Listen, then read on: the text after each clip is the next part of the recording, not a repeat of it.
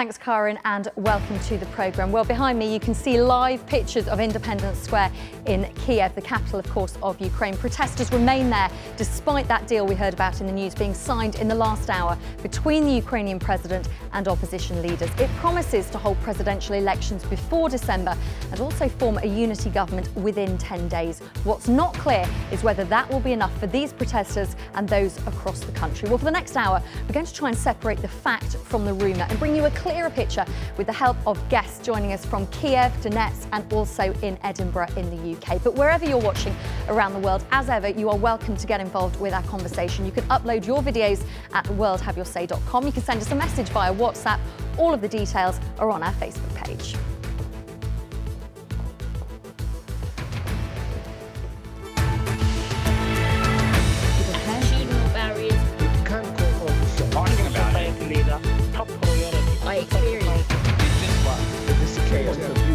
People are going to want to know. Let me say something.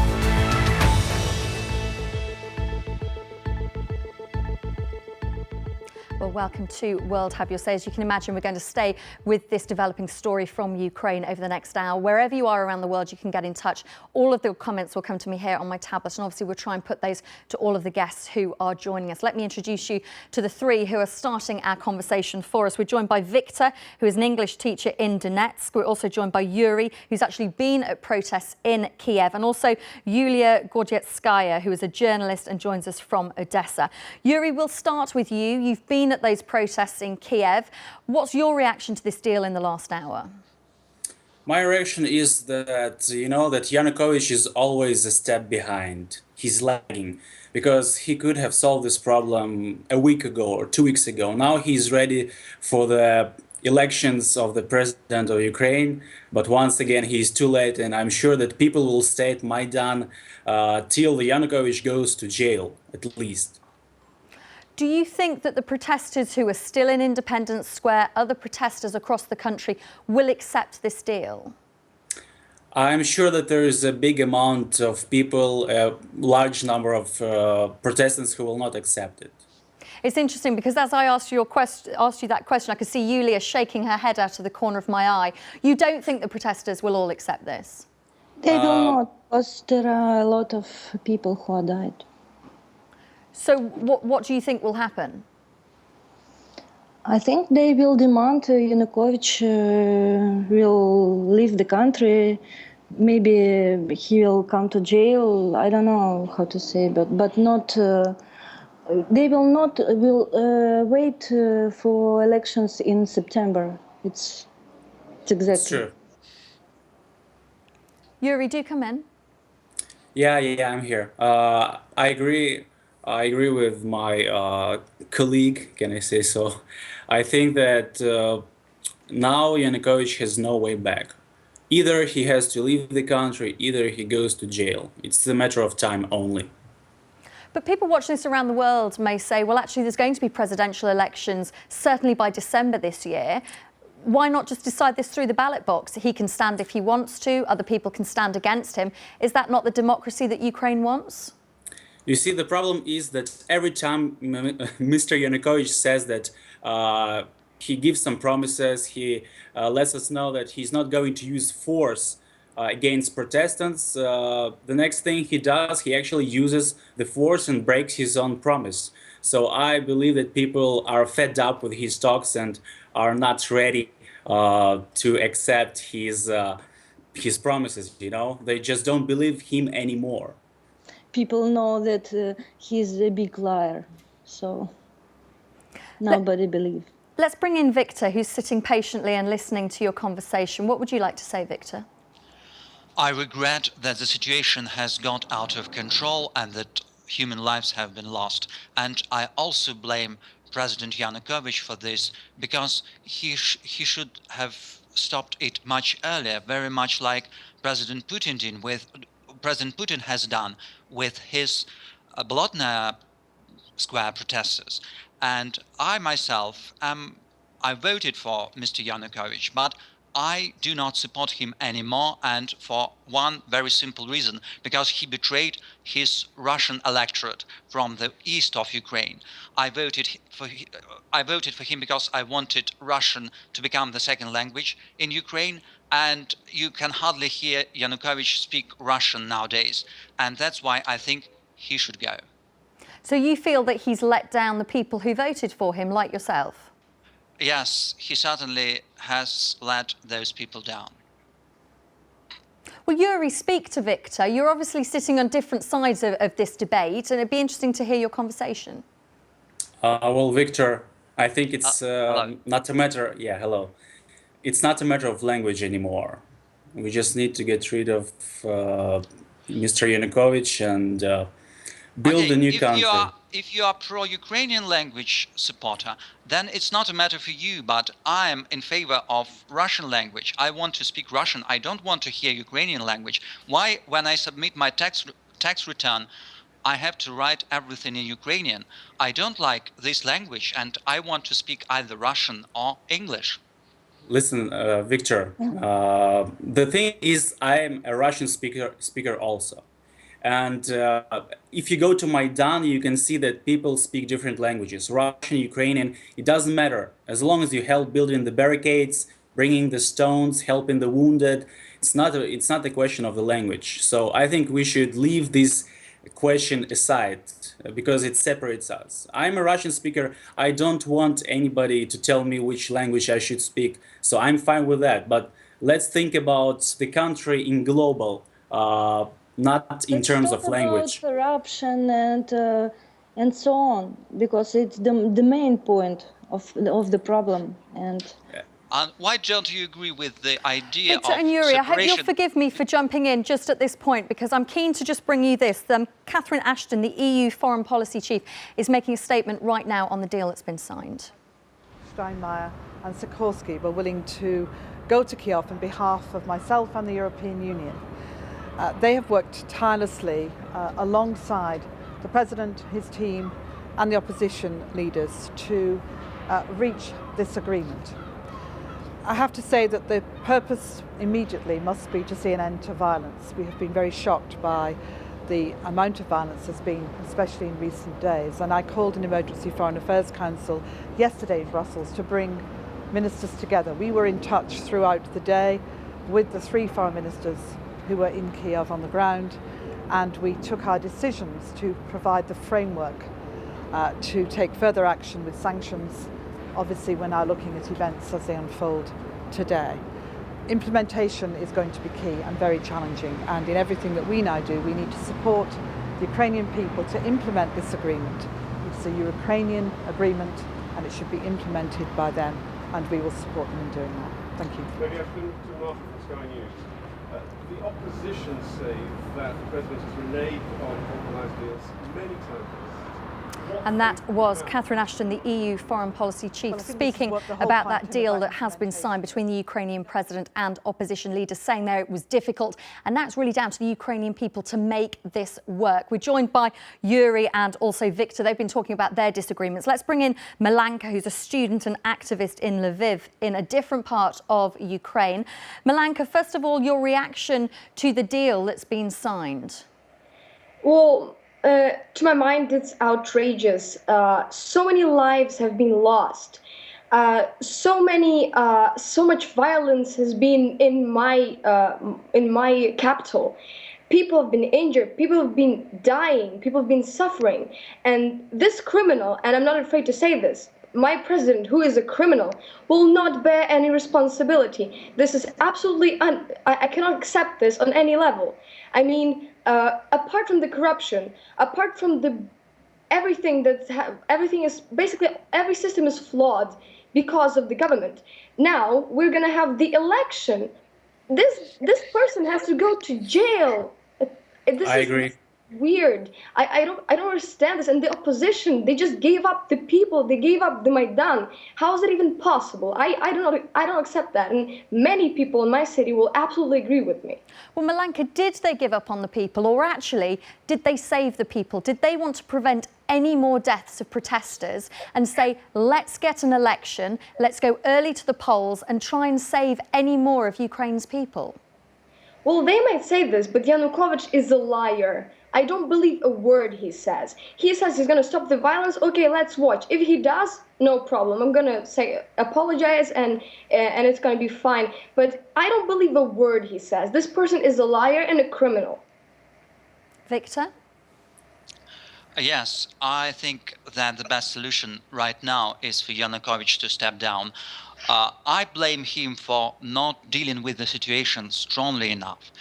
That's my opinion. But others have different views about that, and he is responsible for for the escalation of violence simply because he hasn't done enough to stop it. What do you think he should have done? What do you mean he should have reacted more strongly? We have a very vivid example of President Putin dealing with Bolotnaya protesters. So that's So what you think it's right? You think it's right that when people are the right protesting, thing. they're put to jail? Who should go to jail? I see that we have a participant here who wants to live in a country like Russia, right? Is that correct? Yes, I want my part of Ukraine to become part of Russia. You are correct, because I'm adamant supporter of President Putin and Russian cause. Well, that's your choice. But It's my choice. Do you think it's wrong? Can I express my opinion freely? No, yeah, in sure, Ukraine? sure. Sure, you can, but from my perspective, it's absolutely wrong. But because I think that Ukraine is not Russia, that's the whole point. I think Ukraine is separate from Russia, and we are able to stand as an independent nation with our own, ideas and what we do. We do not have to belong to anybody. Okay, I have to say that this independence has led to violence in the streets and loss of life, and there will follow economic consequences, and you'll feel these economic consequences very soon. And that will be the time of Ukrainian people to think about where to go and which part of the world to join to. Victor, I can assure you that freedom is not free, and people of Ukraine are willing to pay the price. They paid the price with 77 people being killed, and among which there were several Russian activists, people who went from Russia to Ukraine to take part in the revolution, maybe because they didn't have this chance in Putin's Russia. How do you think of these people? There are lots of different people. I know that there were people from many countries, and there were people of many ethnic origins. And I can only say that I do not support them. I have different views, and I know that there are people in Ukraine who share my views, and I am talking on behalf of them. I want to speak Russian language, and the only way to do this is to join Russia. Or maybe some parts of Ukraine can join Russia, and you, for instance, in Lviv, can join Poland, and we can return to the borders before the Second World War, and that will be great. That will be beneficial for both of us. I don't agree with you. We both will gain from this separation. But we're one nation. We're supposed to be brothers and sisters, for God's sake. We're supposed to be together.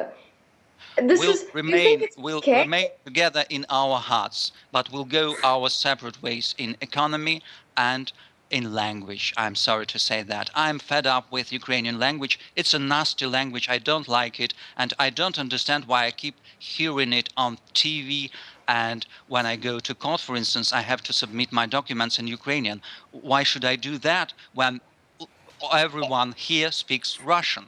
I don't understand that, and the only solution to this problem, and that's how people in Crimea feel, that's how people here feel, that we should join Russia and go our separate ways. You should join Poland or maybe Hungary, and some parts of Ukraine should join Russia. But why should Lviv join Poland, and why should eastern part join Russia?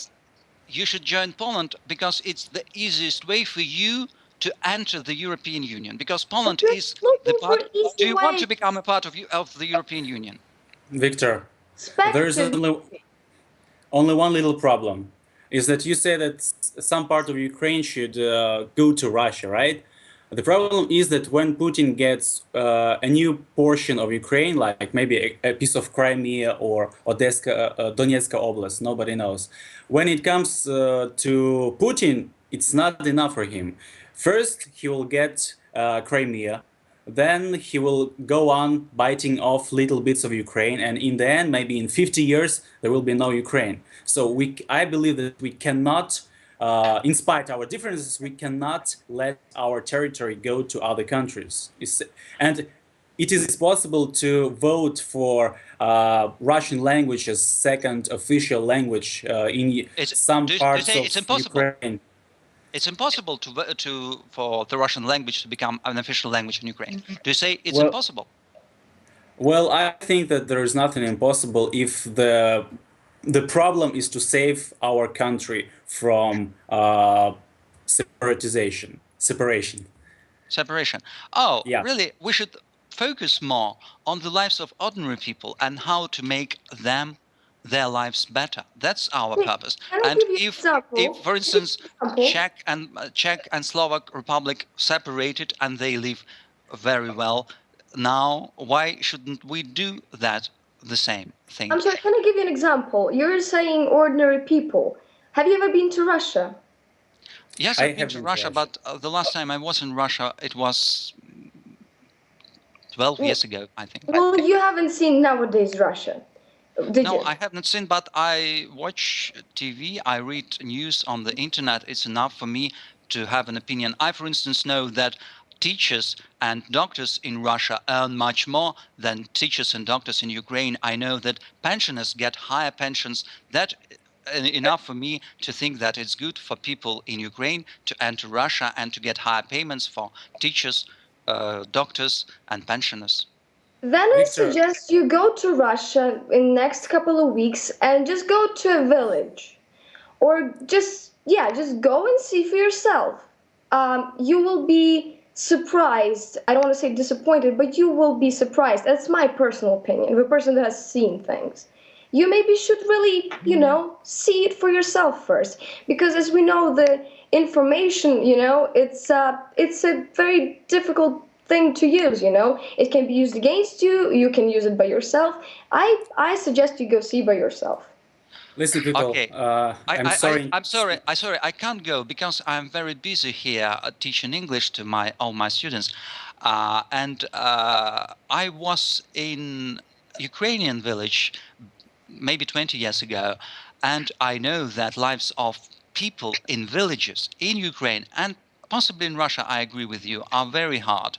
And I know, for instance, people who sell milk here on my local farmers market, and they do struggle to survive in these very difficult circumstances, even here where I live. I think but generally, lives of soldiers, for instance, soldiers and officers in Russian military get very high payments at the moment, and so it What will is be the reason for beneficial that? from many sides. If Ukraine enters, if Ukraine joins Russia, it will bring many benefits to local people. Why shouldn't we Victor, do that? Well, Victor, as you're speaking, I can see Yuri is shaking his head, and it's been an absolutely fascinating conversation listening to the three of you. While you've been talking, I've moved over to a different part of our set, and joined here, I'm pleased to say, by Alexei Sohobenko, who's the BBC senior editor, former head, of course, of BBC Ukraine, and Famil Ismailov, who's joined us many times on World, how we say, BBC Europe Hub editor.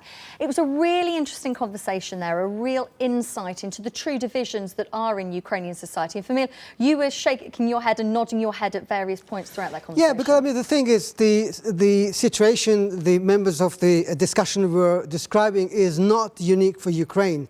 The same conversations happen in lots of other former Soviet republics. There's lots of, it used to be one country, there's lots of affinity, lots of devotion and lots of nostalgia. And lots of people travel to Russia for work. Tajiks, Uzbeks, half of Central Asia nowadays is in Russia earning living. And the way that the teacher of English was describing his attitude to Russia is not unique by any way. But I could see that there's lots of different opinions. There are strong opinions about what Ukraine as a country, what kind of way, what kind of a route it should take towards Russia or towards Europe. And lots of former Soviet republics are closely watching events in Ukraine and making their own conclusions out of it. Alexei? I think it is a fascinating discussion because for me, yes, it shows you the divisions and it shows you the not necessarily extreme views on both sides, but kind of the spread of views, which I think is very, very good. I wish the spread of view was available, for instance, on some of the Russian media, because I understand my colleague here, Famil, says that they have to stop some of the conversations on their web pages because of the level of abuse they're getting by sending a Russian service correspondent to Kiev to report on the protests. And I think the attitudes have really hardened. I think if you listen to what Mr. Putin is telling to Prime Minister David Cameron and to Angela Merkel, the Chancellor of Germany, his take is very simple. What's going on in Kiev is, fascist coup, supported by the West, and these are all extremists. If you talk to people who come to Kiev from, say, Eastern Europe or Western Europe, and I was there recently, you have a completely different feel of the situation. So I think Ukraine is a complex country. It's not as simple as whether it's going east, whether it's going west. I think there are a lot of Russian speakers in Western Ukraine, there are lots of Ukrainian speakers in Eastern Ukraine. But what I think the danger is now is that all these sentiments have led to quite a strong radicalization of opinions. It's not just strong opinions, but radical opinions on both sides. And I hope that with this deal, and it's not an ideal deal. Actually, it includes a point about investigation of the crimes and responsibility and bringing those to accountability of some kind. But I think this radicalization is something that Ukraine needs to avoid. And there are ways of, I think, of repairing the mistakes of the past. For instance, our esteemed teacher from Donetsk is talking about, is there a way of addressing the issue of the Russian language in Ukraine. For that, you need to change the constitution. For that, you need to have 300 votes in parliament. So far, nobody has managed to do it. But I think after these protests, this would need to come to the fore. So nothing is impossible, but radicalization, I think, is the danger. As we talk, it's interesting you mention the Ukrainian parliament. We actually understand from the Reuters news agency that Ukraine's parliament has voted in favour of unconditional amnesty for all people detained or who might face possible prosecution during the current unrest. That news coming to us from the Reuters news agency. And I want to pull up a map to sort of demonstrate those divisions that we've been talking about. This map has been published on the Washington Post website in December, and it shows the voting breakdown in Ukraine in the 2010 election. Clearly, you can see there the blue-yellow split. And as you said, it's quite simplistic, but the blue vote is Viktor Yanukovych. The districts in yellow voted for his opponent, Yulia Tymoshenko. And there's been much discussion over recent days, Alexei, as you say, that it's very simplistic to split it down those lines. But it does show which parts of the country look which way, doesn't it? Yes, but not necessarily, because, the people who are voting for Mr. Yanukovych do not necessarily vote against Europe. Or people who vote for Yulia Tymoshenko do not necessarily vote for spoiling relations with Russia. I think it's a more complicated thing, and very often I think the margins are very, very small. We're talking about the difference of roughly 1 million vote either way in a country of 46 million. Yeah, it was 49% to 45.5%, wasn't it? But my point is that I think there are lots of countries that are divided. Belgium is very divided. I think Britain politically is very divided. Try to bring Labour supporters and Conservative supporters around one dinner table. There will be a battle as intense as Independence Square in Kiev, perhaps, but without weapons.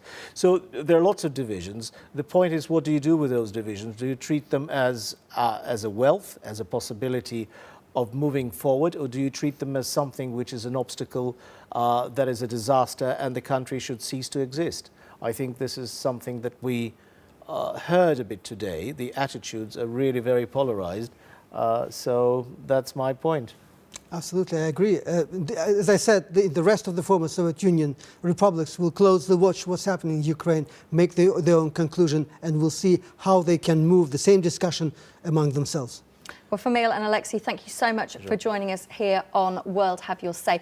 We'll open now to some pictures, live pictures from Independence Square in Ukraine. Those protesters are still there. We're going to wait their decision and their reaction to this deal. But stay with us here on World Have Your Say. Hello, I'm Chloe Tilley. Welcome back to World Have Your Say, where for the next 30 minutes we're picking through the detail of a deal put on the table by the Ukrainian president in an attempt to halt the violence which saw dozens of people killed yesterday. He's promised to hold presidential elections before December and form a unity government within the next 10 days. But while the three opposition leaders have signed that deal, it's not clear whether that will be enough for the protesters. Some tweets from inside Independence Square are denouncing them as traitors.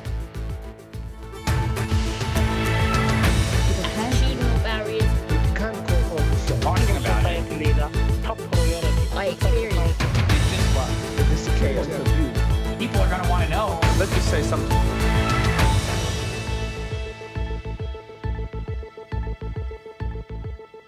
Good to have your company here with us on World Have Your Say. Well, as we say, in the last hour or so, that deal has been signed. I think we can pull up some pictures there of the deal being signed behind us, the three opposition leaders and the Ukrainian president signing that deal. We've also got live pictures from Independence Square in Kiev. As you can see, many thousands of people still in that square. We're waiting to see whether they're going to agree with that signing by their opposition leaders. And we've also been sent a number of videos today. Henry is a medical student from Nigeria and he's living in Lugansk. And this is what he sent us. Yesterday, a lot of people were put into so much panic, especially in their financial aspects. People were running helter-skelter looking for the banks' ATMs to get their cashes out of the banks because we had so much panic that today something bad may happen to the finances of people. And if there were 100 people in this city, 95% were so much concerned with their finances, while the rest 5% were out there to get groceries and keep them for the future. Today the confidence has been brought back.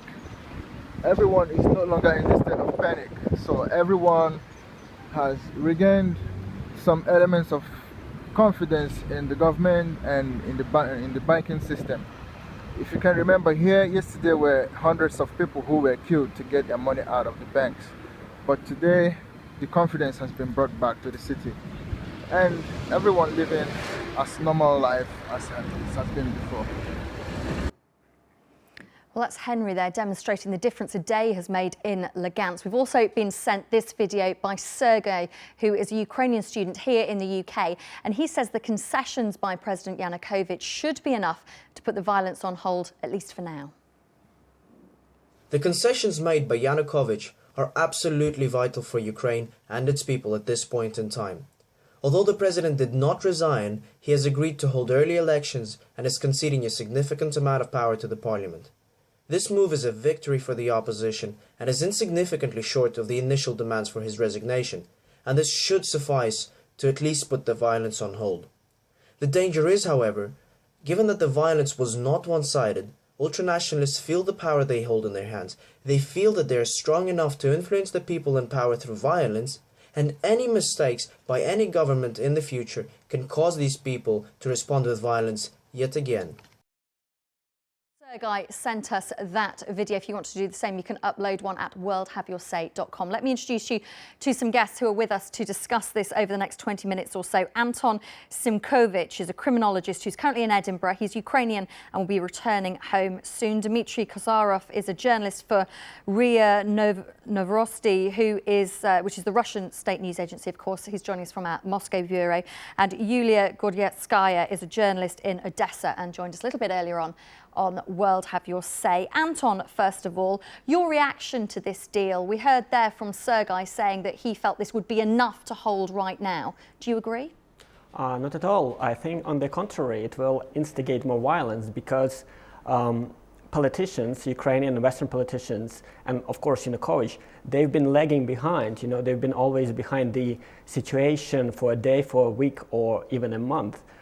They don't feel the public sentiment, and that's the reason of the violence in January, that the opposition leaders, they failed to feel the public sentiment for more radical steps. And it's the same today. People wouldn't go home, they wouldn't accept this deal because it's too late to hold elections anytime this year, because as long as Yanukovych will remain in power, first of all, it's symbolic, people wouldn't take this. And secondly, we have a recent example in December when we had rerun elections in 5 districts, and these elections were rigged. So as long as Yanukovych in power, there is no guarantee, well, there is no hope for fair elections. That's why he should resign today if he doesn't want more deaths. Well, it's interesting, as we speak, many people getting in touch with us from across the world. Fatah has posted on Facebook, the protesters are still protesting. This show the deal has either not been understood or the Ukrainian people have not accepted the deal. Would you agree with that, Dmitry?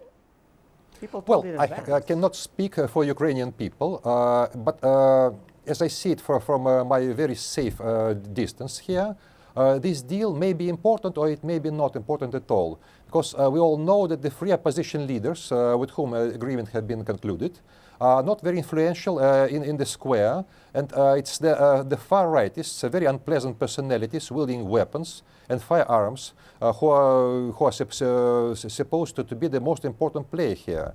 It were these people who were attacking police, grabbing and burning buildings, and deals with them, they are saying that they make no deals at all. So it's not a question of a political settlement. It's a question of a very weak state, a failed state, in fact, which cannot contain violence. I'm just trying to imagine if some rightist organization in London would sack Buckingham Palace, besiege the Parliament building, would you be making deals with some opposition leaders and then expect this deal to be accepted by the arsonists and the looters? Maybe that's what you will do, but that will mean a very weak government.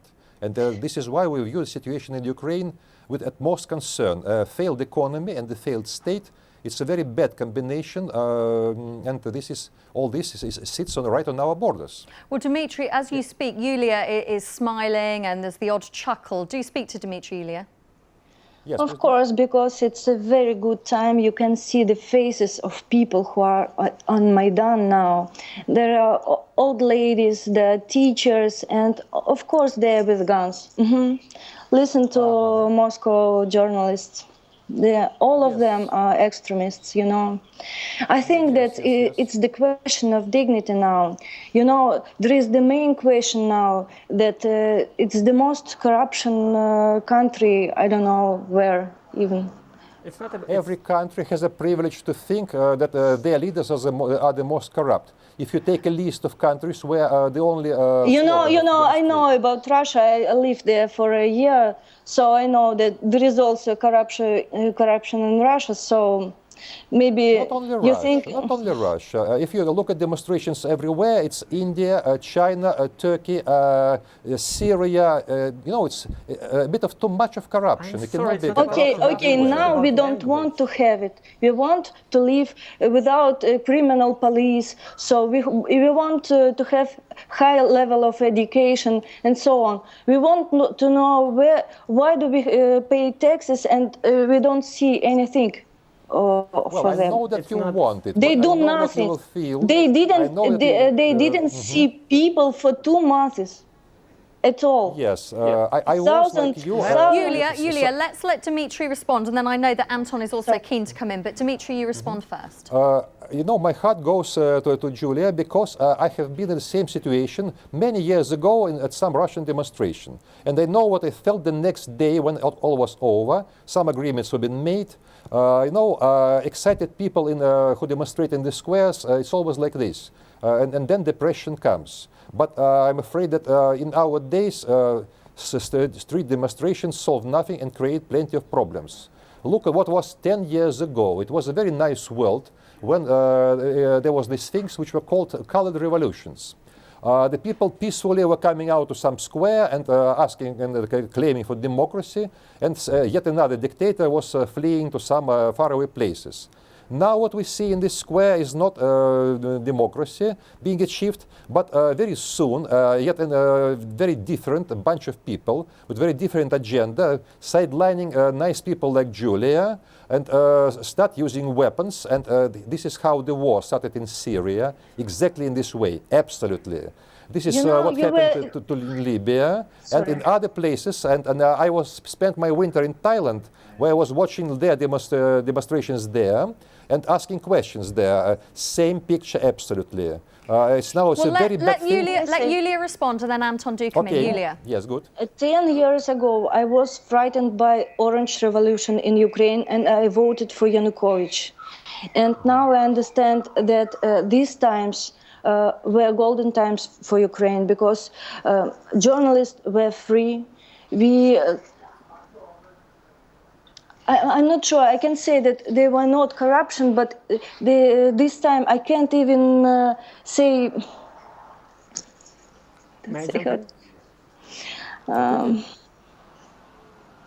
Sorry, I forgot my English. I worry. Yulia, do not worry. Your English is very, very good, and you are more than articulating your point. So thank you for joining us. I want to bring in Anton, because I know that he's very keen to make a point as well. Yeah, I want to make a point that we should, like the whole program today, we were talking about languages, we were talking about corruption. These issues are secondary now. Like we shouldn't dismiss all these divisions in Ukraine, but now it's about people's lives and about country's integrity as a nation. And I take Dmitri's concern with far right. I am concerned as well, but it would be very simplistic to say that it's far right people who sideline people like Yulia. No, it's this smear campaign by the Kremlin, by West, by people by leftists in Ukraine as well. It's not like that. There are people from far right, but first of all, they are not the major part of the protest. They are more probably prepared to fight, but now you can see ordinary people. Lots of videos, footage showing that people from all walks of life, any age, any linguistic, preferences, they all fight there. Fight with cobblestones, with weapons, with everything. So it's not that people are puppets, they don't. Dmitry, basically, you are denying agency, people who make their own decision. And I know from my friends who are fighting there, who are not far right, who are liberal, who don't like Svoboda and other right parties because of their, conservative and xenophobic ideas. They are radical now, and not because they were brainwashed by far right, because they had enough. It's frustration. It's disgrace what's happening in Ukraine, and they won't stop. And it's not because they became fascists or Nazis, because it's not about Nazis. It's not about EU. It's not about Russia now. It's about stopping, because Yanukovych is an aspiring dictator, and he showed this continuously. And he won't stop. Well, Anton, as you speak, it is probably a relevant point to bring up a piece, and I'd like to get yours and Dimitri's reaction to this. This was published in The Economist magazine. It's a dramatic picture and headline on the front cover. It says, the immediate responsibility for the mayhem lies with Viktor Yanukovych, Ukraine's thuggish president, but its ultimate architect sits in the Kremlin, Vladimir Putin. That, as I say, in The Economist. Dmitry, you're smiling at that. Your reaction? Well, I've been watching a typical European reaction to things very far from European borders. You cannot imagine it, but I was watching what Europe was doing in Sri Lanka, where it was firmly on the side of killers and terrorists from the Tigers of Tamil Lama, and was claiming that the government was responsible for excessive violence against them. But Dmitry, the point that this article was making was that the problems they come from President Putin working behind the scenes from the Kremlin. Your reaction to that? Well, I can imagine a huge spider sitting in the Kremlin and creating the trouble for Ukraine. Normally, we in Russia here upheld at what happens to this country, and for us, splitting Ukraine into two, setting these monsters from the far right or very far left on the squares to burn the center of Kiev. Do you think that we need this, and for what? We shouldn't forget that people who voted for Yanukovych, they voted for him as proxy of Putin. So we shouldn't dismiss the influence of the Kremlin, but we shouldn't be engaged in conspiracy theories, of course. Yanukovych is the only person responsible because it was his decision to make a U-turn with association agreement only because he needed bailout from Putin, and bailout not to save the economy, because he doesn't care about the economy in Ukraine, and his cabinet minister was dealing not with the economy, they were dealing only with his personal enrichment of the Yanukovych family. So he got these $5 billion not to save economy, but to have some carrot for his electorate, so he gets re-elected next year, well, as he hoped. Well, Anton and Dimitri, as we speak, people are listening all around the world, they're watching all around the world, and they're getting in touch with us. Aggie in Cape Town in South Africa has WhatsApped us. All democracies, even Great Britain, have managed to attract demonstrations and violence. Sometimes democracy doesn't work, and it's difficult for governments to keep control without imposing some measure of force. And Kafazad in Iran, also on WhatsApp, says the main winner in this deal is Yanukovych. He's bought some time. After the situation calms down, he will do exactly what President Putin wants him to do. If you want to get in touch via WhatsApp, head to our Facebook page, facebook.com/World Have You Say. All of the details are there. We're going to take a quick break and then we'll carry on talking in the next few minutes. No, I absolutely talking about it. Let me say something. Welcome back to World Have You Say. Good to have your company. We are, of course, talking about Ukraine, that deal signed in the last hour or so between opposition leaders and the Ukrainian president. You can see behind me there, it's getting dark in Kiev in Independence Square. Many thousands of people, they don't look like they're going home anytime soon. And we've been sent this video. It's been sent in to us by Taras. He's a cameraman in Moscow, and he thinks that President Putin is watching these protests very closely because he doesn't want them to spread to Russia. So the Russian mainstream government media, day after day, program after program, the same faces. They call the protesters traitors, fascists, propped up by foreign governments. They make it look like there's no popular support to these protests, they're just fringe groups. And that was Taras who sent us that video. I want to reintroduce you to three guests we spoke to a little bit earlier on. Malanka is a student and activist in Lviv. Yuri has been at the protests in Kiev, and Victor is in Donetsk in the east of Ukraine. And for the last few minutes, and indeed with that video, we've been talking about the role of Russia behind the scenes. I'd be interested to see what role you feel that they have had, not only behind the scenes while the protests have been going on, but also during this deal and the significance of that. Malanka first. Well, I don't want to make any statements, right? But we all know, I think it's not a secret, about these imperialist thingies that Russia has. You know, Putin likes to be friends with presidents, and Putin likes to be like this, the decision maker. So I am quite sure that President Putin is watching very, very closely and trying to control the situation too. It's not a secret that our President Yanukovych has been calling him a couple of times to take advice on the decisions that he was supposed to make himself. So to me, it's as clear as a crystal. Putin has much influence on our country, and hopefully it's not for long anymore. Victor, do you want to respond to that? We don't have much time left. Okay, I don't believe that Putin has any influence upon Yanukovych, and these protests will not stop with signing this deal, because these protesters will understand only the language of blunt force. So that's my reaction. Yuri? I think that this agreement has no use because, you know, maybe for some time there will be no firing, no grenades, no victims, but the people at Maidan Square are not leaving. And it's not only about Putin. We shouldn't forget about Belarus with Mr. Lukashenko, because they all are afraid that people from Russia and from Belarus will look at Ukraine after the victory of the revolution, and they will ask themselves, why do they can do the revolution? Why cannot we do that in our own country? And we must understand that this is the fight of Ukrainians is not only the fight for Ukraine, it's also a fight for Belarus and for Russia, because sooner or later these regimes of Putin will collapse. Maybe when the oil ends, and the people are waiting for the signal from the protestants at Maidan Square.